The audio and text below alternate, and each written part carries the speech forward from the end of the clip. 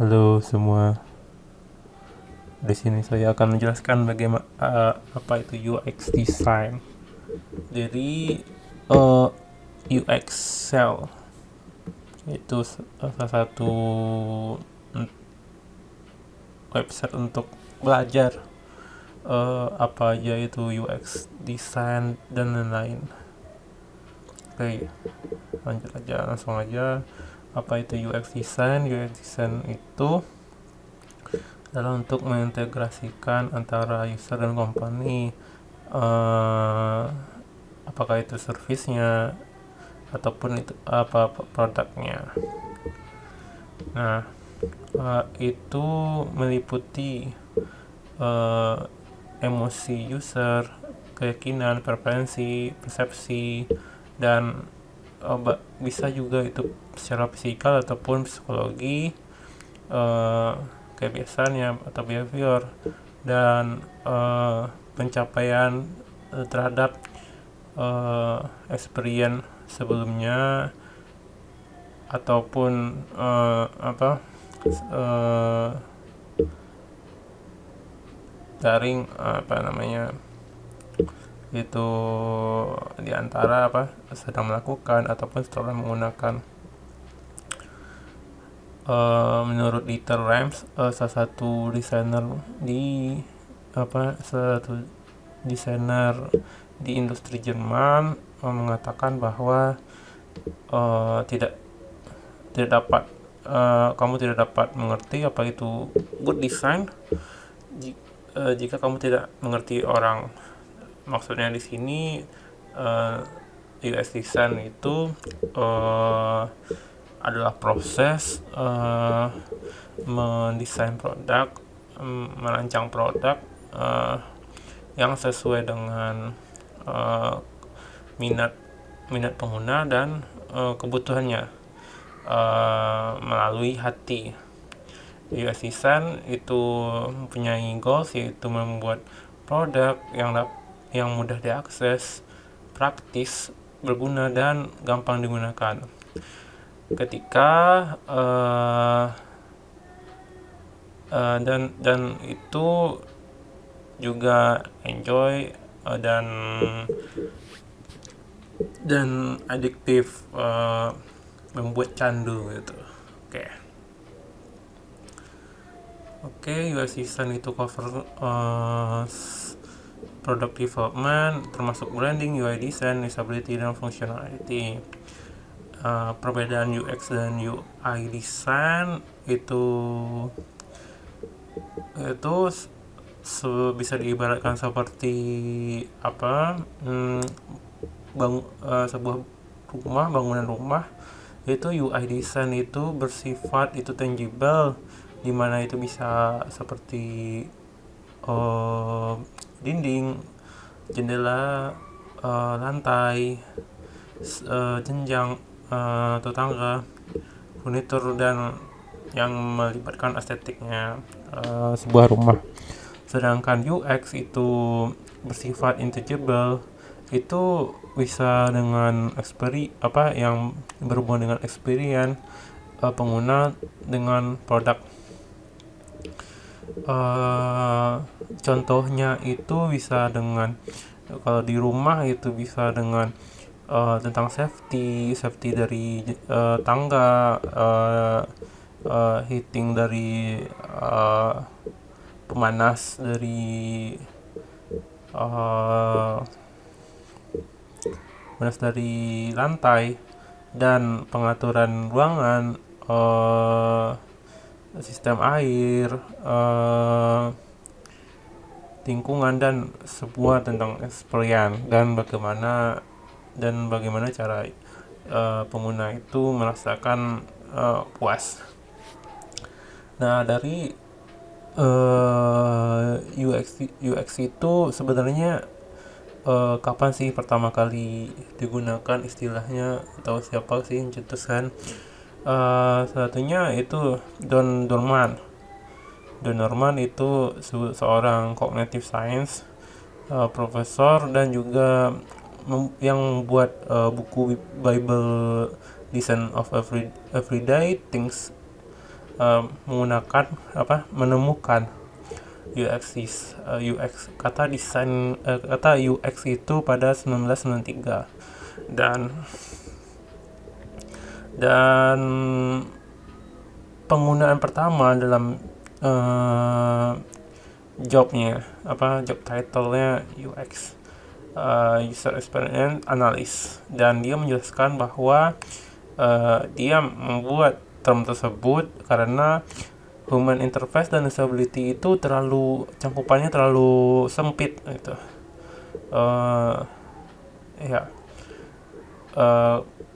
Dan term yang baru ini atau UX itu meliputi semua aspek experience ketika interaksi, termasuk desain industri, grafik, interface, interaksi, dan produk manual.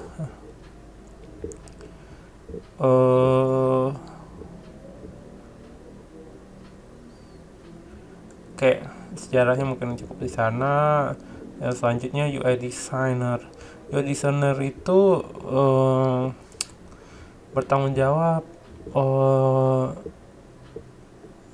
cukup luas atau sangat bervariasi, tergantung perusahaannya juga. Besar atau kecilnya perusahaan juga berpengaruh. Kalau yang perusahaan kecil itu biasanya UX design itu secara umum dapat mendeliver dari kebutuhan perusahaan terhadap desain. Kalau yang udah besar atau yang udah mature, perusahaan tersebut butuh yang lebih spesifik gitu, spesialis terhadap misal tentang researcher, strategis, arsitek dari UX tersebut. Nah, UX designer itu bertanggung jawab untuk mengoptimasi interaksi antara human dan produk. Jadi apa secara umum tanggung jawabnya yang termasuk itu planning dan conduct, melakukan user research, lalu menerjemahkan dan menganalisis apa yang ditemukan, dan apa dari umpan balik dari user, membuat user story, persona, storyboard, lalu mendefinisikan information architecture, dan membuat sitemap, membuat prototype dan wireframe, melakukan usability testing di akhir ya. UX designer harus mempunyai empati juga, harus mengerti tentang problem and pains dari user. Soft skill yang diperlukan itu komunikasi, critical thinking, dan kolaborasi. Sebagai technical skill, UX designer perlu tahu bagaimana cara melakukan interview, survei, focus group, dan lain-lain, membuat user persona dan membuat skenario, desain journey maps, navigation design, dan sitemap, membuat wireframe, prototype bisa prototype di Basecamp, Figma, Sketch, Adobe XD, InVision, dan lain-lain. Ini juga bagus kalau misalnya UX design paham dengan HTML, CSS, dan JavaScript, yang membuat desainer lebih paham dan lebih mudah untuk kolaborasi dengan dev team untuk membuat serealistis mungkin dari desain yang dibikin. Oke, ini salah satu sub dari judulnya, itu the 300 million button.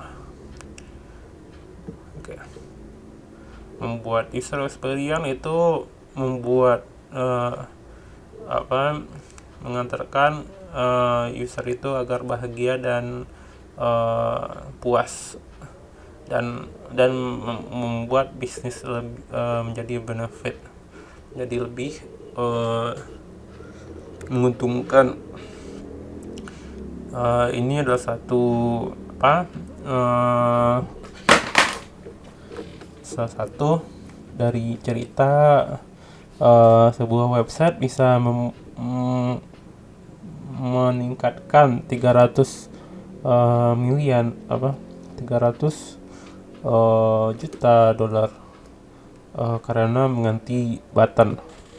Nah, sebuah e-commerce website yang high risk of chart abandonment, itu chart yang sering diabaikan ketika kita cek kita beli sesuatu, kita kita tidak melakukan check out. Ya, mungkin seperti itu. Ya, jadi customer terlihat sering mengabaikan chart dari belanja, lalu ketika dia mengisi simple registration dari one input, satu input dan dua button login dan register, dan ada sebuah link untuk harga password pada start checkout proses.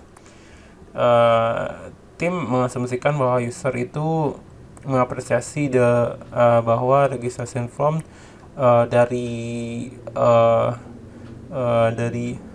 from as a way registration form sebagai cara untuk mempercepat check out setelah pembelian.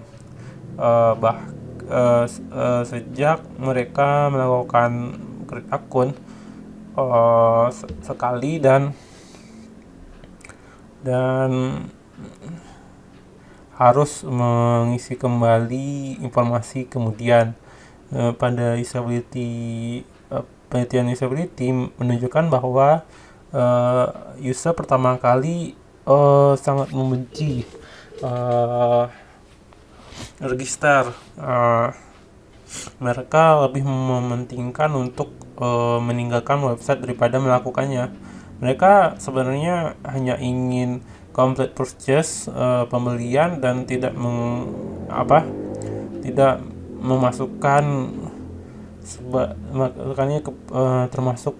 tidak memasukkannya untuk hubungan yang lama.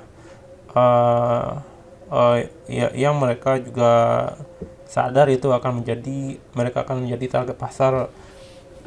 Jadi memang customer membenci, sudah paham bahwa jadi target pasar itu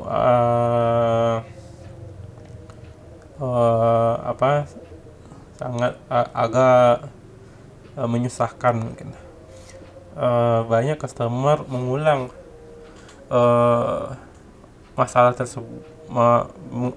masalah dengan mengisi form sejak mereka tidak remember credential. Jadi banyak user yang sering lupa password. Mungkin 75% dari orang juga sering lupa password. Jadi fitur forgot password itu memang sangat membantu. Jadi tidak bisa, salah satu akibatnya orang juga tidak check out dari pembelian tersebut, salah satunya karena lupa password. Mereka tidak ingat kadang email, kadang itu passwordnya. Desainer membuat registrasi opsional dan mengalau dari user untuk check out as guest instant. Jadi user juga bisa sebagai tamu untuk check out, dan revenue-nya bisa meningkat 300 juta dolar, dan jumlah dari pembelian meningkat 45%. Catatan di sini, jangan pernah membuat sebuah decision berbasis intuisi sendiri gitu. Jadi percayalah data dan riset. Oke, di sini mungkin ini ada beberapa lagi, ada 2 lagi. Oke, siap. Oke, informasi arsitektur. Informasi arsitektur itu proses organizing informasi, jadi user dapat secara mudah menemukan apa yang perlu dicari, diambil, dimanipulasi, apa yang ataupun diselesaikan dari tugasnya sebagai pengguna dari aplikasi.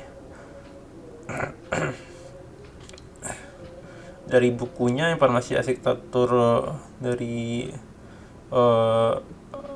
Louis Peter memformaliskan konten informasi arsitektur itu ada 3: konten, konteks, dan user.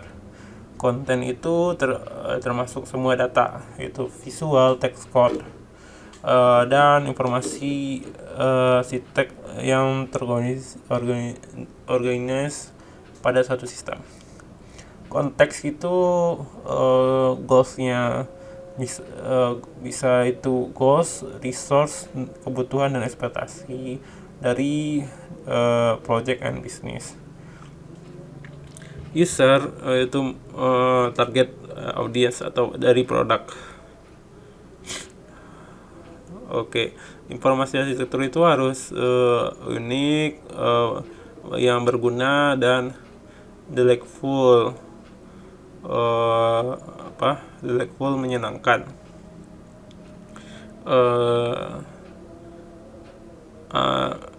Yang sebaiknya ada di informasi arsitektur.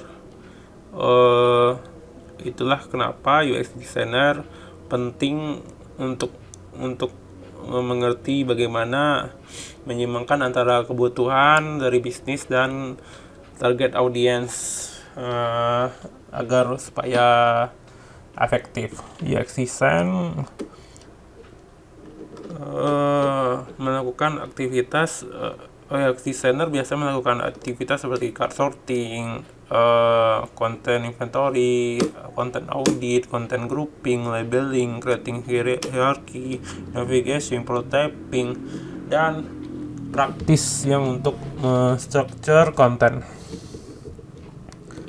Oke, terakhir design thinking process. Ya.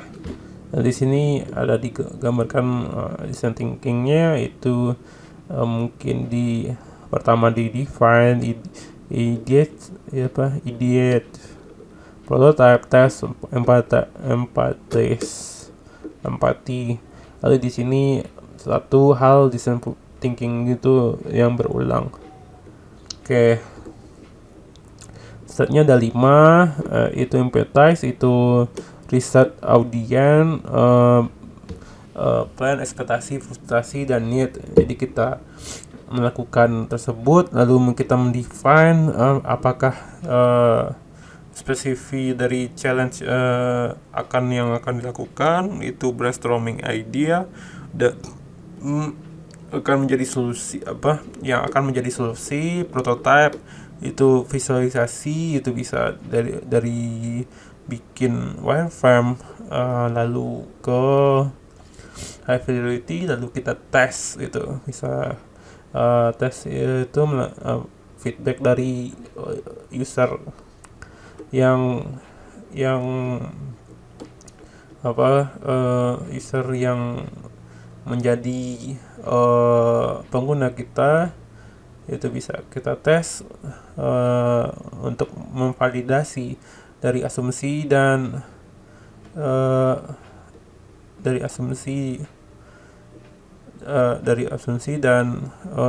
user feedback untuk mengimprove sebelum developing.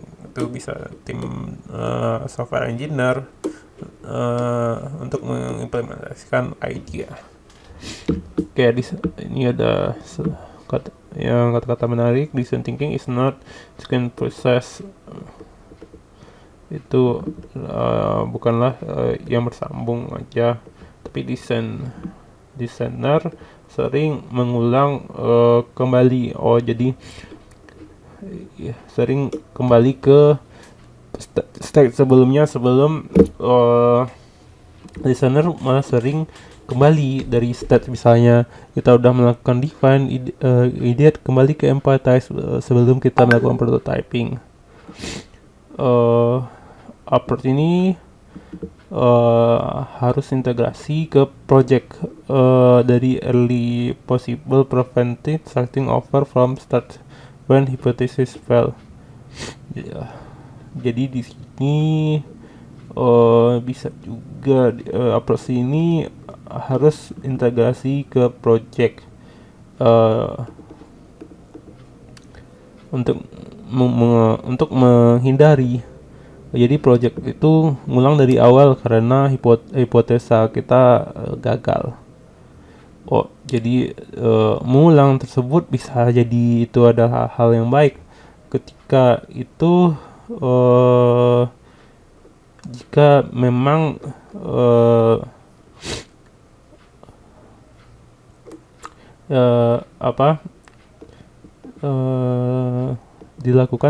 harusnya dilakukan secepat mungkin agar terhindar dari project tersebut atau ide tersebut adalah suatu ide yang salah gitu. Jadi kita harus mengulang dari awal. Oke.